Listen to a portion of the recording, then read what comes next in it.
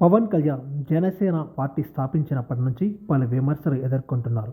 రాజకీయ పార్టీ స్థాపించి ఏళ్లు గడిచినా రాజకీయంగా పవన్ సాధించింది పెద్దగా లేదని చెబుతారు.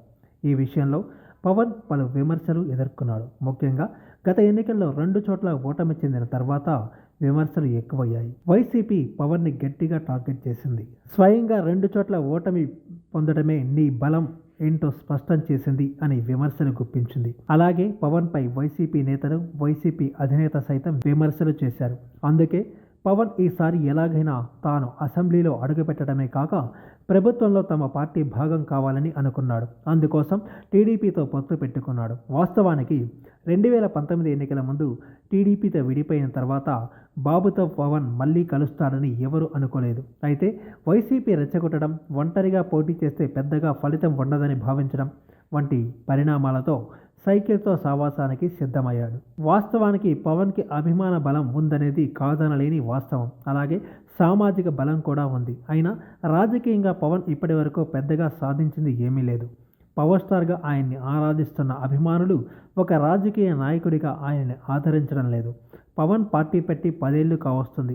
రాజకీయాల్లోకి వచ్చి 15 ఏళ్లకి పైగానే అయింది. పవన్కి బలమైన సామాజిక నేపథ్యం ఉన్నా, ప్రేక్షక బలగం ఉన్నా రాజకీయంగా అనుకూలంగా మలుచుకోలేకపోతున్నాడు. రాజకీయ పార్టీల నేతలు స్పష్టంగా తామేమిటో, తమ సిద్ధాంతాలు ఏంటో చెప్పి ప్రజల మద్దతు కోరాలి, ప్రజల అండ సంపాదించాలి. అయితే భారీ అంచనాలతో రాజకీయాలకు వచ్చిన పవన్ ప్రజామోదం పొందలేకపోయారు. ఏదో ఒక పార్టీ పొత్తు ఉంటే తప్ప సొంతంగా సత్తా చాటలేని పరిస్థితి ఆయనది అన్న విమర్శలు వచ్చాయి.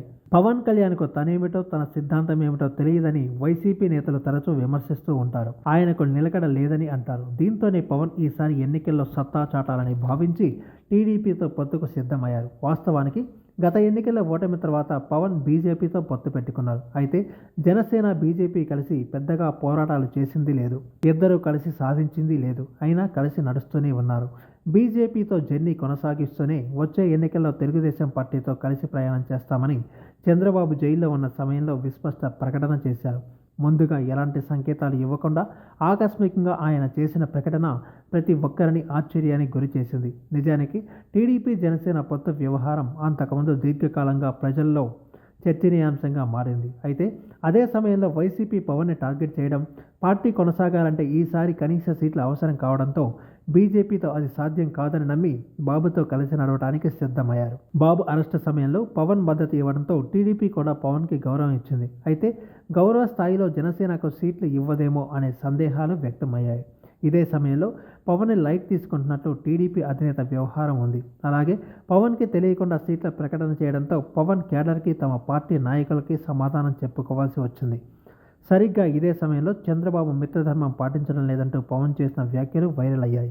దీంతో పవన్ ఎవరితో పొత్తుతో ఎలా ఎన్నికలకు వెళతారు, ఈసారైనా అసెంబ్లీలో అడుగు పెడతాడా అనేది ఏపీ రాజకీయాల్లో కీలకంగా మారింది. ఈ వీడియో మీకు నచ్చినట్టయితే లైక్ చేయండి, షేర్ చేయండి, కమెంట్ చేయండి, సబ్స్క్రైబ్ చేయండి.